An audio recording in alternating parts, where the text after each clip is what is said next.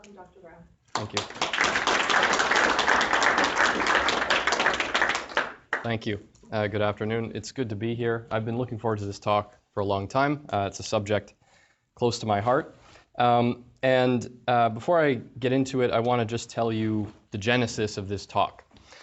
This talk arises out of an idea I've been developing for a course based on the liberal arts and their history, and their legacy in the Middle Ages. It's really a kind of hands-on history of the liberal arts that, if I could get the chance to teach one day, I would like to do. We would survey the history of the development of the liberal arts and try our hand at applying them to some of the exercises and applications that the ancient Greeks and Romans, as well as medieval scholars, used. So this is a kind of survey of that history and some of the points that I find more interesting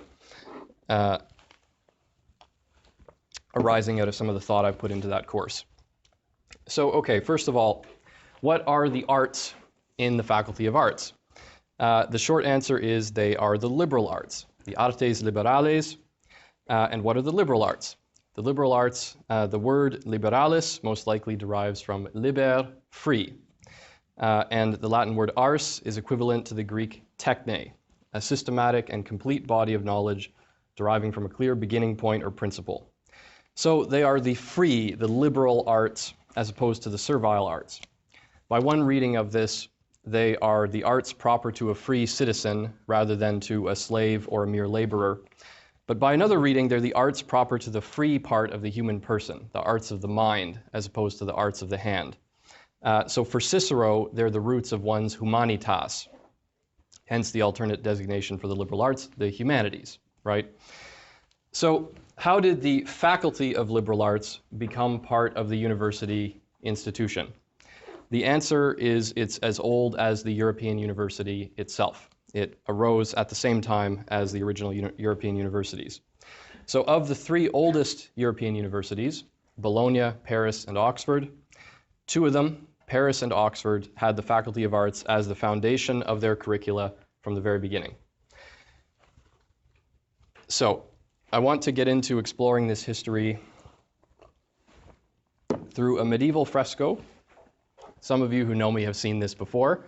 It's one of my favorite works of art. It shows how the liberal arts fit into an overall vision of learning, as seen in the Middle Ages, in sort of the golden age of the medieval university. So this is a fresco painted in the 14th century in Florence, Italy. It's in a monastery called Santa Maria Novella, which was a Dominican monastery, monastery of the Dominican order, the friars preacher, who were devoted especially to the study of theology, oriented toward preaching, hearing confessions, and pastoral care. And the hero of the painting in the center is St. Thomas Aquinas, 13th century professor of theology at the University of Paris, Dominican friar, and one of the most influential Christian theologians. So he's seated enthroned in his Dominican habit. He's holding the Book of Wisdom, and it reads, if you get a really good zoom, you can read it. Reads, "Optavi et datus est mihi sensus, et invocavi et venit in me spiritus sapientiae, et praeposui illam regnis et sedibus, et divitias nihil esse duxi in comparatione ilias." So I wished, and understanding was given me, and I called upon God, and the spirit of wisdom came upon me.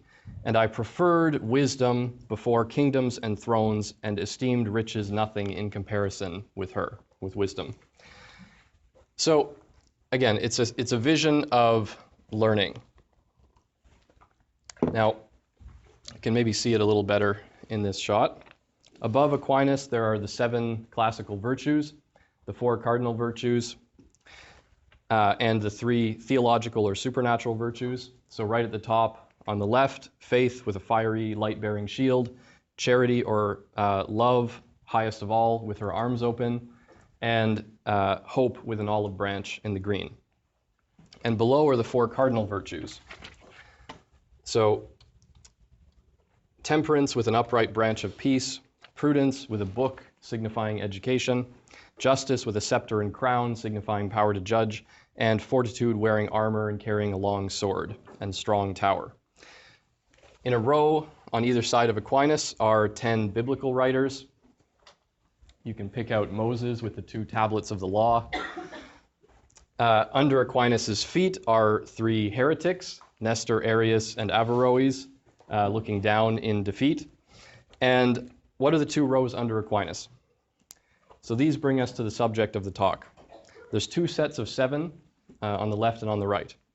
And they're a representation of the branches of learning. And for each branch of learning, there's an avatar, in the top, and then a hero or progenitor for each in the bottom. So on the left, there are the 7 sacred sciences. Civil law, holding a sword, and the hero is the Emperor Justinian, who codified Roman law. Canon law, holding a model of a church, and Pope Clement V, who issued a codification of canon law. Philosophy, in the green, holding a glass sphere in which Christ is teaching. The hero of philosophy is Aristotle.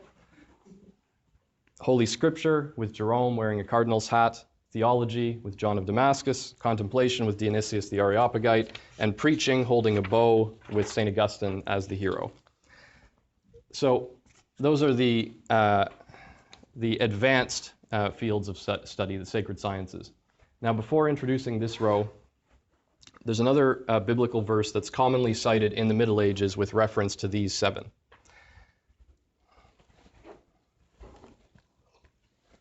It's the first line of Proverbs chapter 9. Wisdom hath built herself a house, she hath hewn out her 7 pillars. Sapientia aedificavit sibi domum, excidit columna septem, for my Latin students. So these are the 7 pillars of wisdom. They are the 7 liberal arts, again, personified in the Middle Ages. So the liberal arts formed the curriculum of primary and secondary education in the Middle Ages, and they were the foundation of the University Faculty of Arts. And so again, we have this complete scheme of learning represented here. 7 liberal arts, pillars of wisdom, 7 sacred sciences, advanced fields of study focused on knowledge of moral and spiritual things and their dissemination and application. Sacred scriptures, source of revealed knowledge of God and human destiny, and then the virtues, the moral virtues and the theological virtues, with love highest of all. So we'll take these illustrations of the 7 liberal arts as they were conceived in a Dominican monastery of the 14th century as an accessus ad auctores, a road into exploring the genesis of the liberal arts in Greece and Rome. So first of all, there are 7 here, right? Now this scheme of 7, the reduction of all the necessary arts and sciences to 7, was gradually established by a number of Latin writers of late antiquity.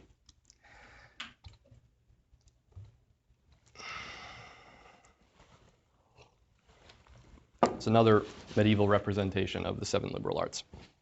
So Plato and Aristotle both described a basic education founded upon elementary grammar, literature, music, and arithmetic, preparing the way for the advanced study of mathematics, and finally philosophy, scientia rerum humanarum et divinarum, the science of human and divine things whose object is wisdom. And there were various ways of organizing and defining the arts which ought to make up such an education that were attempted by both Greek and Roman authors. And what's common to them is their view of these liberal arts as a propedeutic, as a preparation for something beyond them. So for Plato and Aristotle, they're oriented toward the goal of wisdom through philosophy. But for Greek and Roman orators, they were oriented towards the more practical end of preparing for participation in public life, politics and law especially. And with this view in mind, or this end in mind, the Greek Isocrates is known for advocating a scheme of general education which every good rhetor or orator ought to have. The Roman Quintilian, in his Institutio Oratoria, proposed another general plan of education with the aim of making a good orator. But these schemata were reduced to 7 and given their definitive formulation by 2 late antique authors, Latin encyclopedists, who discuss each of the 7 arts at some length and handed on the kind of canonical definition and content of them to the Middle Ages. And those are Martianus Capella in his Marriage of Mercury and Philology. It's a very strange work. It's a poem begins with describing the marriage of the god Mercury with the goddess Philology, and then each book describes one of the liberal arts in turn and hands on a kind of handbook knowledge of that art. And then Cassiodorus with his Introduction to Divine and Human Readings. Now these 7 came to be divided into 2. The Trivium, the threefold way, which is essentially for the Middle Ages primary education, and the Quadrivium, the fourfold way. So the Trivium comprised grammar, dialectic, and rhetoric. It was focused on literacy, logic, and communication. So Cassiodorus identifies these as the useful arts: exact speaking and writing, clear thinking, persuasive expression. The Quadrivium, the fourfold way, comprises arithmetic, geometry, music, and astronomy, and it's focused on maths, obviously. So Cassiodorus identifies these as the theoretical sciences. Arithmetic deals with numbers, geometry deals with space, music deals with proportion, and astronomy deals with motion. And this formulation of the Quadrivium was often attributed to Pythagoras. Now, the scheme of 7 is summed up in a medieval mnemonic couplet. Gram loquitur, dia vera docet, ret verba colorat, mus canit, ar numerat, ge ponderat, ast colit astra. Grammar speaks, dialectic teaches truth, rhetoric colors words, music sings, arithmetic counts, geometry measures, astronomy studies stars. So, like I said, we're going to take this as a road into this, the classical development of these things. So, first of all, grammar. She's first on the right in the fresco. She's teaching a young boy. Grammar speaks. Grammar is the science of speaking and writing correctly, so we might call it literacy. It's the origin and foundation of all the liberal arts, the fundamental basis of all learning, right? Now, the author sitting below grammar is Priscian. So he's a late antique grammarian, but he draws upon a much longer tradition of grammatical study. So the medieval study of grammar has its roots in 3 classical traditions. First, Aristotle and the Stoics, who began to define the parts of speech. Then the grammatical tradition of the Alexandrian library, exemplified by Dionysius Thrax and Apollonius Dyskolos. So these grammarians were aiming at being able to read and understand ancient and classical Greek literature. And in order to do so, because there were many centuries of linguistic change between them and the original authors, they had to discover the regularities and patterns of change in the Greek language, and ended up developing the beginnings of a science of grammar in order to solve this problem. So for them, the motivation for studying grammar was to be able to read and explain these ancient poetic texts. And then there's the Latin grammatical tradition of Varro, Donatus, and Priscian. So they applied the Alexandrian approach, but they applied it to the Latin language. And Aelius Donatus wrote a Latin grammar in the 4th century. Priscian wrote one in the early 6th. And they deal with most of the subjects that we are dealing with currently in Latin. So, developed essentially a complete, usable handbook of Latin grammar, which became the basis of medieval education in Latin. And so grammar in the Middle Ages came to mean essentially Latin. Latin was the language par excellence in the Middle Ages. It was the international language, and if you wanted to participate in scholarship, you had to learn Latin. And Donatus and Priscian were the basic starting points for that kind of education. Now, while grammar focused on literacy, it was also much broader than we would think of grammar today, because learning Latin, you would read the great texts of Latin literature, and your teacher would comment upon them and expound them, and in the course of expounding would often be taken afield into history, meter, form, things like this. And so grammar came to mean something broader than just syntax. So Quintilian suggested that literatura was the proper translation of the Greek word grammatike.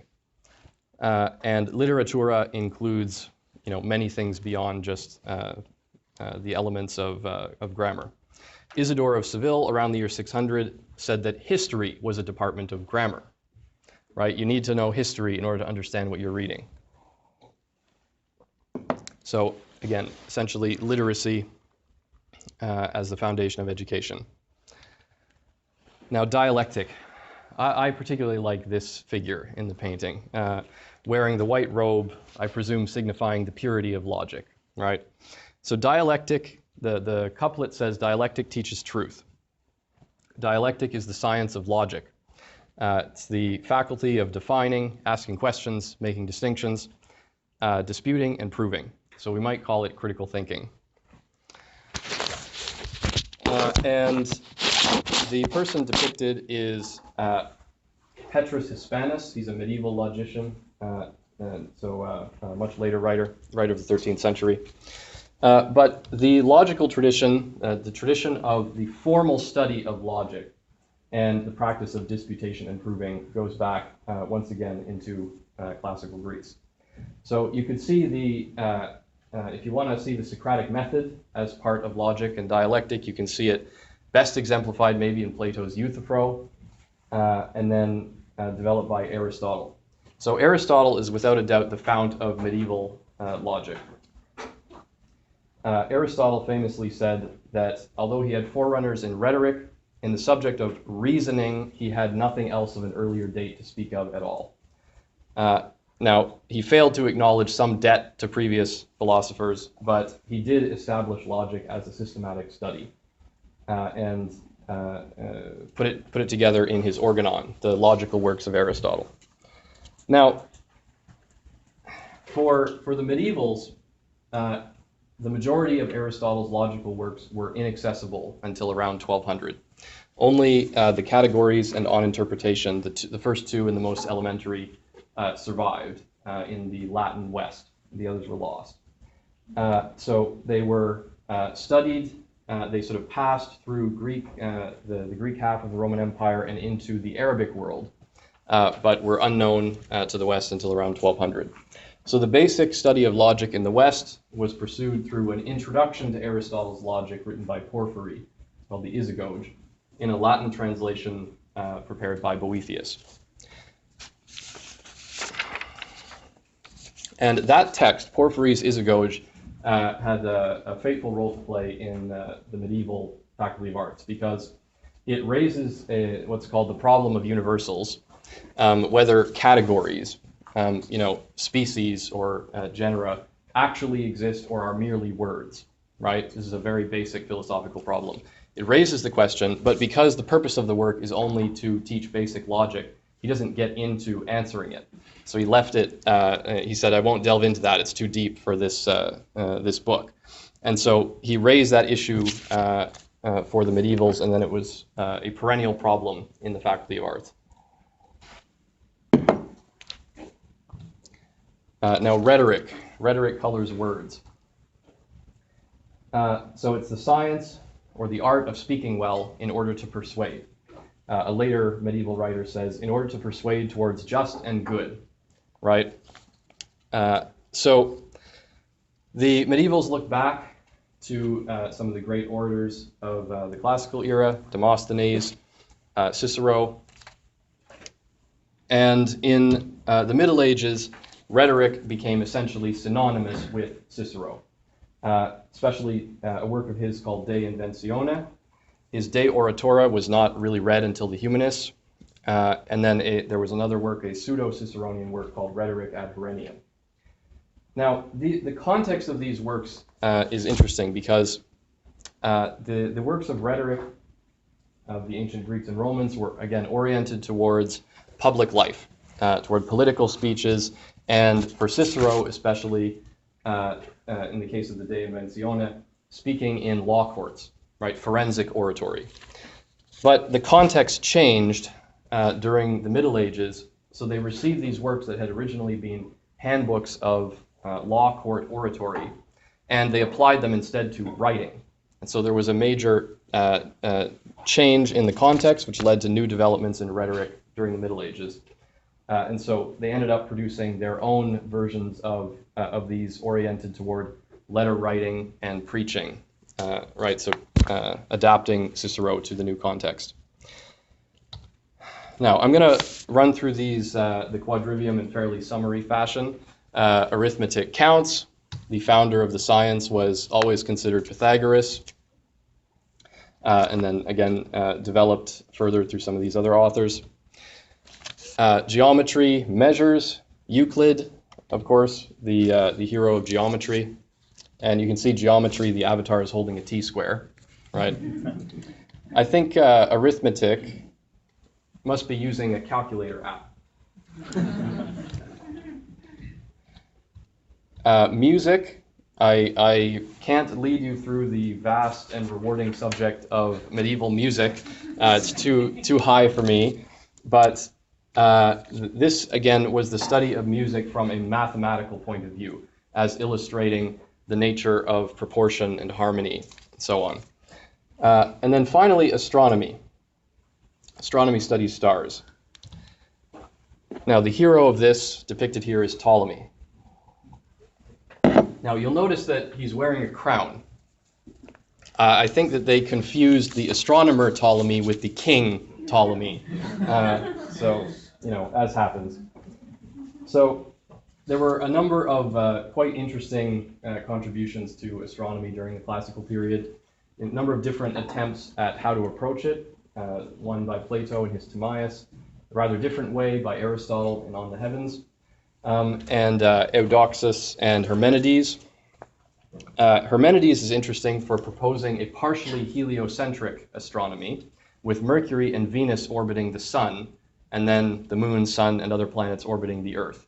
And the basic gist of this was transmitted to the Middle Ages through Martianus Capella. And so they would sometimes cite this alternate hypothesis of a semi-heliocentric system. But Ptolemy is the one who gave it the definitive stamp. He approached astronomy as pure mathematics, basically abstracting from all attempts to theorize about the physical nature of the heavens and the planets, and treat each planet just as a mathematical problem. And he ended up developing a system that allowed accurate predictions of the orbits and movements of the planets. However, it made no physical sense at all. And so they had to basically say, we're going to set all of that aside for the purpose of having accurate predictions. And it's interesting how this comes back into play in the 16th century with Copernicus, and then 17th with Galileo, right? Where increasing knowledge procured through the telescope and so on begins to be, the attempt is made to bring it back into play with the mathematics. So Ptolemy, like most of Aristotle's logical works, was lost to the Latin West in these centuries. Again, was passed to the Arabic world and continued to be known there. That's where it received the name Almagest, with the al at the beginning, Arabic article, but was rediscovered in the West around 1200, like Aristotle's logical works.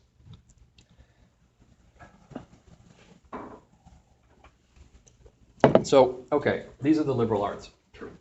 They were part of the Greek academic tradition, and they were then applied by the Romans in the grammar schools of late antiquity. And I'm going to spend a few minutes lingering over a few interesting points about their passage from late antiquity through the early Middle Ages and into the educational institutions of the Christian Church. And a key figure in that is St. Augustine. So this is going to bring us up to the Faculty of Arts. St. Augustine formulated what became the definitive Christian defense for the study of the pagan arts, focused on pagan rhetoric but applied to the arts in general. So St. Augustine, before his conversion to the Christian faith, he was educated in the Roman grammar schools of the 4th century Western Empire, and well educated in Roman rhetoric. And once he became a bishop and a leading light of the Christian West, he saw that Christians were faced with a choice about classical pagan learning or education. Do we abandon it as something that comes from a pagan sort of reprobate culture and start over and create our own Christian system from fresh, or do we keep it and continue to apply it? And there were partisans of the fresh start side, right? Tertullian, for example, wanted nothing to do with this. What does Christ have to do with Athens, right? So there were partisans of the fresh start, but Augustine decisively made the choice for keeping and applying. He argued that selectively and judiciously employed pagan rhetoric, and by extension the other arts, could be useful in helping Christians to understand the truths expressed often darkly in sacred scripture, and to deepen through preaching the faith of others in those truths.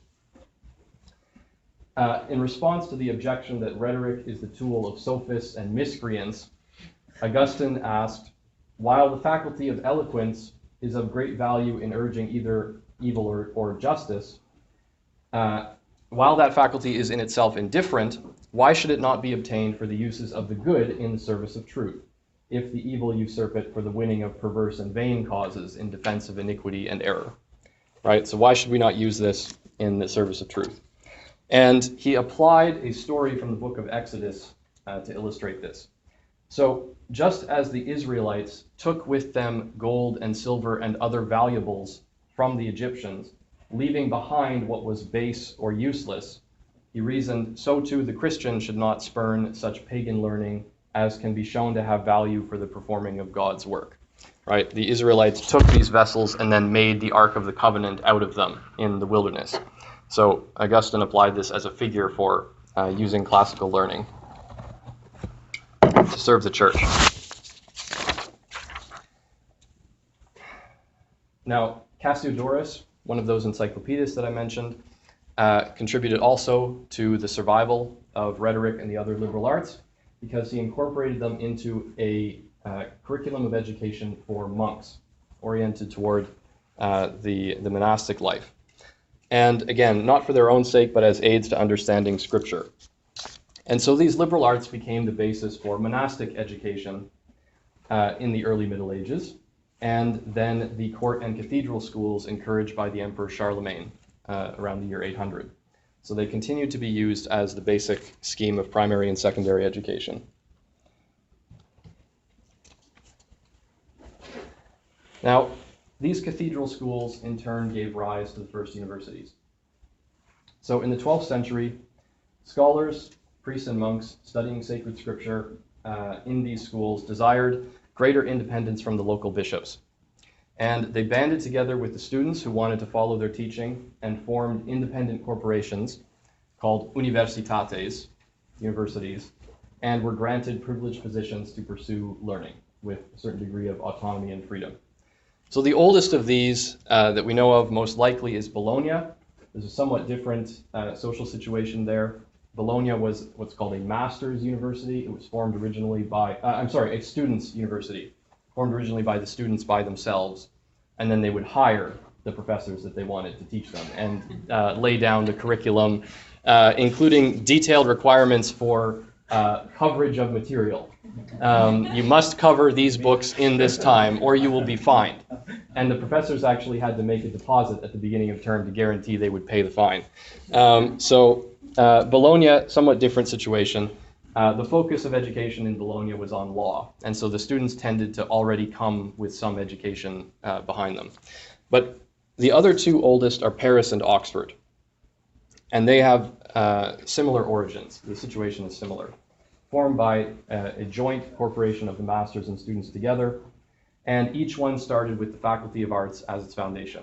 And the degree in which people would come, do their initial studies, acquire a bachelor's degree, and then potentially go on to a master's, and from there onto the advanced faculties.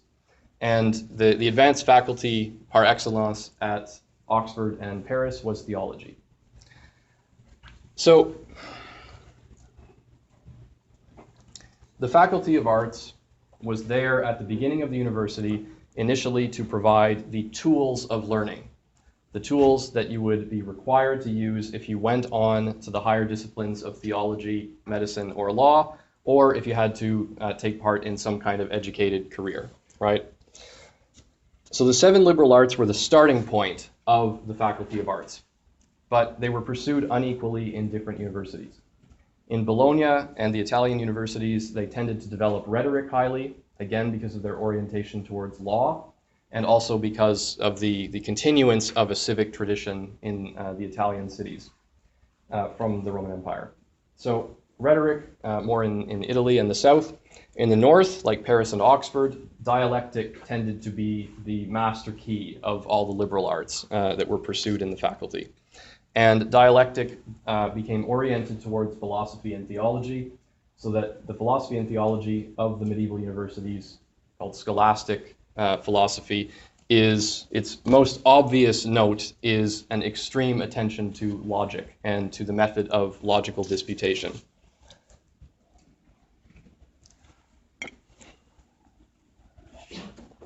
Now, so the beginning of the universities around 1200 coincided with the rediscovery of a large number of classical texts that had originally been written in Greek and had been lost to the West, again, passed through the Islamic Golden Age and arrived in Europe, began to be translated into Latin, together with the Arabic commentators upon them. A huge volume of material arrived around the year 1200 in Latin translation. It included Ptolemy and Aristotle, but others as well. There was a special case in law where the Corpus Juris Civilis, the compilation of Roman law, was rediscovered a little earlier in the sole surviving manuscript that had not been lost. So slightly different situation, but same idea. So the rediscovery of this material challenged the scholars of the Faculty of Arts with a new task, which was to read, understand, and assimilate those texts, harmonize them with each other, which was not always easy, and harmonize with the state of their existing knowledge, and also integrate those texts into the Christian faith somehow.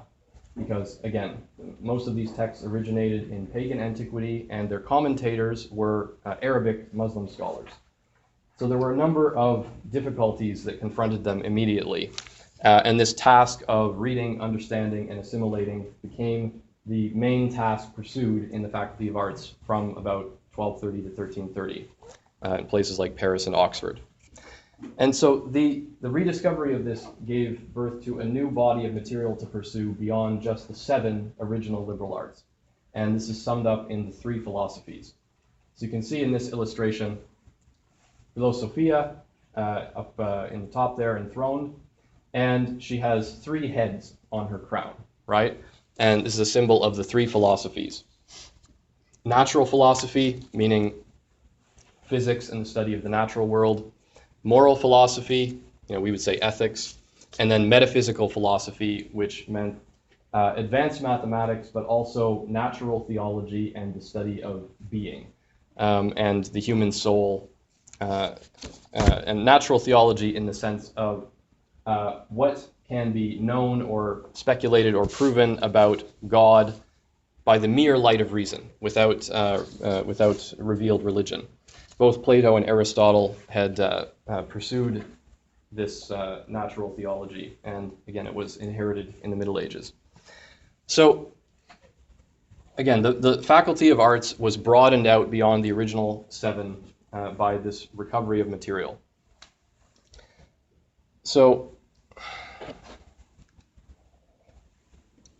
for example, in moral philosophy, Aristotle's Nicomachean Ethics was recovered and translated into Latin around 1200. And in that text, Aristotle attempts to divide up the life of virtue and define the specific virtues that make it up and then analyze them. This text was commented upon in its entirety by Albert the Great in the 13th century, a scholar at the University of Paris, and then synthesized with the Christian faith by his student, St. Thomas Aquinas, in his Summa Theologiae. So he took Aristotle's definitions of the virtues, he ordered them into a scheme, and then applied them to the Christian faith, taking the 4 cardinal virtues, prudence, temperance, justice, and fortitude, and adding to them the 3 Christian or supernatural virtues, faith, hope, and charity. Similarly, in metaphysical theology, Aquinas, following the lead of Albert the Great, attempted to make use of Aristotle's attempt to prove the existence of God and to reason about the immortality of the human soul and so on, make use of that and build upon it with the supernatural revelation of the Christian faith. He's famous for having his 5 ways of proving the existence of God, and most of these are following the lead of Aristotle. So Aquinas, in one of the early questions in his Summa, his compendium of theology, he raises the question, is theology greater than all the other sciences? And he answers yes. And he says the other sciences are called the handmaids of this one, and quotes these verses of the book of Proverbs. So wisdom hath sent her maids to invite to the tower and to the walls of the city. Whosoever is a little one, let him come to me. And to the unwise she said, come eat my bread and drink the wine which I have mingled for you. Forsake childishness and live and walk by the ways of prudence. So Aquinas said this science depends on the philosophical sciences and the arts, the steps of learning, as handmaids. And they culminate in this wisdom of theology. Now, on this theme, I want to quote a few comments from a late medieval bishop named St. Antonin of Florence, or Antoninus Florentinus. He was Archbishop of Florence from 1446 to 1459, a member of the Dominican order like St. Thomas Aquinas. And he wrote a compendium of moral doctrine for the instruction of priests. And in the first part, he discusses the sciences and the arts. And again, I want to give a few quotations from what he says there. So this is taken from his Summa. These are the autographed manuscripts that survive in Florence. And this is his handwriting. So he says, after the fall of the first parents of the human race, 3 goods originally given to them by God were lost and displaced by 3 evils. The image of God in humanity was displaced by the evil of ignorance. The likeness of God in humanity was displaced by the evil of concupiscence, or disordered passion. And the bodily immortality given to humanity was displaced by infirmity or suffering. And since these 3 detrimental evils must be fought against, there were 3 remedies divinely given to humankind. Namely, wisdom to fight against ignorance, virtue to fight against concupiscence, and the requirements of life through the mechanical arts to fight against infirmity. And so for wisdom, we have the theoretical sciences. For virtue, we have the practical sciences and the moral sciences. And for the requirements of life, we have the mechanical sciences. So for the sake of these remedies, the whole of philosophy was invented, he says, and every discipline of the arts. And so that they may all be organized precisely and pursued truthfully, logic was invented. Now, he goes on, and this is where it gets interesting. He says, the inventors of the liberal arts, as well as the mechanical sciences and philosophy, and the writers of the books on these subjects, were generally pagans and reprobate people. Cicero. Sallust demonstrates him to have been of bad character. Moreover, Cicero, Sallust himself, and Demosthenes the Greek were all infidels. Virgil, beyond his infidelity, was also extremely disgraceful in morals. Nor was Naso or Ovid any less so, especially in his instruction on love, packed with lasciviousness. This, among historians, Valerius Maximus, Lucan, Suetonius, were uncircumcised in heart. This Plato was superior to all theologians, whose doctrine the holy fathers of antiquity were soaked in, such as Ambrose, Origen, Augustine, Jerome, and Basil, while nonetheless setting aside his many errors. The moderns, however, that is the philosophers and theologians of his own time, follow Aristotle because of the superior order of his doctrine and its smaller element of error. All these philosophers, with their followers, Epicureans, Stoics, and Peripatetics, not excluding Seneca, the most moral of all, these are the princes of the nations who, according to the Apostle Paul in 1 Corinthians, knew nothing at all of the wisdom of God. All the mathematicians were pagans and reckoned among the reprobate. Diverse pagans first instituted the civil laws in different cities. The book of Genesis implies that the many mechanical arts were instituted by the progeny of Cain, who commonly imitated the character of their criminal parent. Now, here's how he concludes. He says, however, such doctrines, at least as far as the true and useful things which are present, should not be condemned. for the reason that their authors were vicious. For according to Ambrose, truth by whoever it is spoken is from the Holy Spirit. And he calls upon the figure of the spoliation of the Egyptians. And finally, he says it suffices to call them the handmaids, as the saints did, call the sciences the handmaids of wisdom.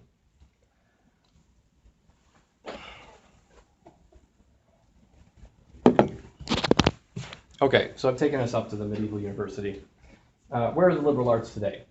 Just like to offer a few closing thoughts on this. The University Faculty of Arts and the university institution itself has undergone a number of transformative changes in the last 500 or 600 years. Humanism, the Protestant Reformation, is that a bit of an understatement? Secularism, and more recently, a change from a dominantly classical humanities education to more technical orientation in education. Charles Dickens in Hard Times had the character of Gradgrind, a man of realities for whom education is simply a matter of teaching facts and applying the useful skills of arithmetic to all our problems, right? So in the 1930s, the English writer Dorothy Sayers wrote a little essay, I would encourage you all to look it up, called The Lost Tools of Learning, talking about the breakdown of the classical scheme of education and sort of the loss of its benefits.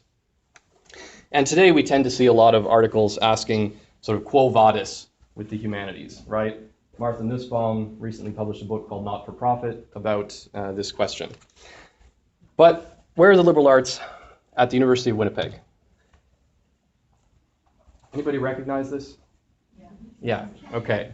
This is a stained glass window in the stairway of Bryce Hall at this university. And so it shows a scheme of knowledge somewhat kindred in spirit to the fresco of St. Thomas Aquinas that I began with, right? You can see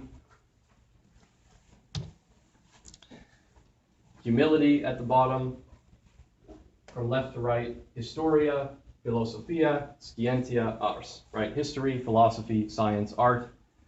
At the top, the virtues, faith, charity, and hope, or charity or love. And then in the middle, crowned theology, right? Standing for sort of wisdom, knowledge of divine things. All of these branches of knowledge oriented towards wisdom and knowledge of divine things.